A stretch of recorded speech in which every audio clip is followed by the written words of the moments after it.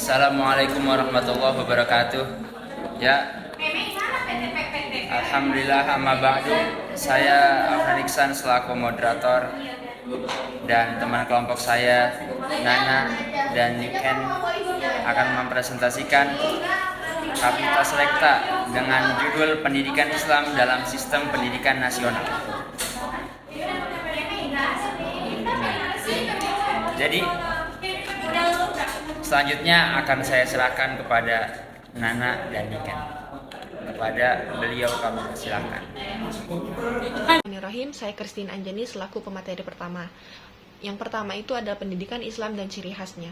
Pendidikan Islam adalah jenis pendidikan yang pendirian dan penyelenggaraannya didorong oleh hasrat dan semangat cita-cita untuk mengamalkan nilai-nilai Islam, baik yang tercermin dalam nama lembaga maupun dalam kegiatan-kegiatan yang diselenggarakan.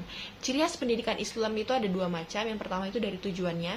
Dari tujuannya itu untuk membentuk individu menjadi bercorak diri tinggi menurut ukuran Allah Subhanahu wa taala. Yang kedua itu dari isi pendidikan. Jadi berisi tentang ajaran Allah yang tercantum dengan lengkap di dalam Al-Quran, yang pelaksanaannya dalam praktek hidup sehari-hari itu dicontohkan oleh Rasulullah Shallallahu Alaihi Wasallam. Poin yang kedua itu ada pendidikan Islam dalam pendidikan nasional telah direkomendasikan oleh Badan Pekerja Komite Nasional Pusat atau BPKNP, antara lain yang pertama, pelajaran agama dalam semua sekolah diberikan pada jam pelajaran sekolah. Yang kedua, para guru dibayar oleh pemerintah. Yang ketiga, pada sekolah dasar pendidikan ini diberikan mulai dari kelas 4. Yang keempat, pendidikan tersebut diselenggarakan seminggu sekali pada jam tertentu.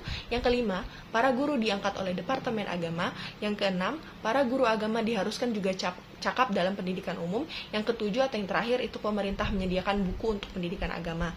Dalam upaya untuk mewujudkan tujuannya tadi, ada dua dimensi yang ingin diwujudkan dari hasil rumusan Seminar Pendidikan Islam se-Indonesia tahun 1960, yaitu yang pertama dimensi transendental, lebih dari hanya sekedar ukhrawi yang berupa ketakwaan, keimanan, dan keikhlasan.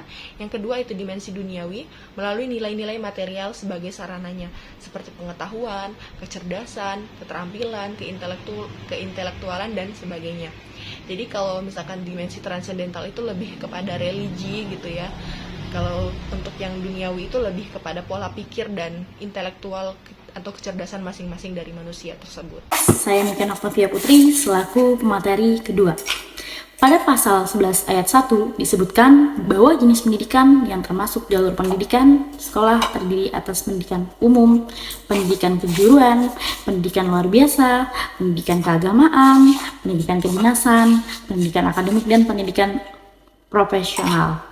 Yang dimaksud dengan pendidikan agama sebagaimana yang dijelaskan pada ayat tersebut adalah pendidikan mempersiapkan peserta didik untuk dapat menjalankan peranan yang menuntut penguasaan pengetahuan khusus tentang ajaran agama yang bersangkutan, terutama yang berhubungan dengan nilai-nilai agama, moral, dan sosial budaya.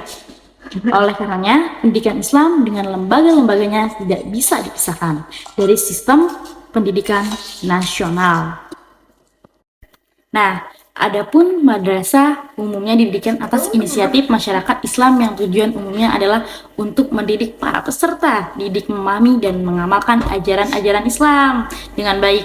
Dengan kenyataan ini, tugas dan fungsi madrasah Islam dan MTS madrasah sanawiyah menjadi nilai ganda nih, yaitu sebagai sekolah pendidikan Islam, 2 sebagai sekolah pendidikan dasar. Nah, di sini dengan keadaan yang demikian, orang tidak bisa lagi menomorduakan lembaga-lembaga pendidikan agama. Terlebih-lebih bila lembaga pendidikan agama, terutama madrasah, maupun memacu dirinya dengan berupaya memaksimalkan, meningkatkan kualitas dalam berbagai aspeknya. Tidak mustahil madrasah nanti akan menjadi alternatif pertama pilihan masyarakat memasukkan anak-anaknya. Jadi madrasah Islami itu penting bagi semua peserta didik ataupun siswa-siswa di luar sana yang membutuhkan ajaran-ajaran agama, karena itu sangat penting dalam kehidupan sekolah gitu. Ya, alhamdulillah, setelah berakhir presentasi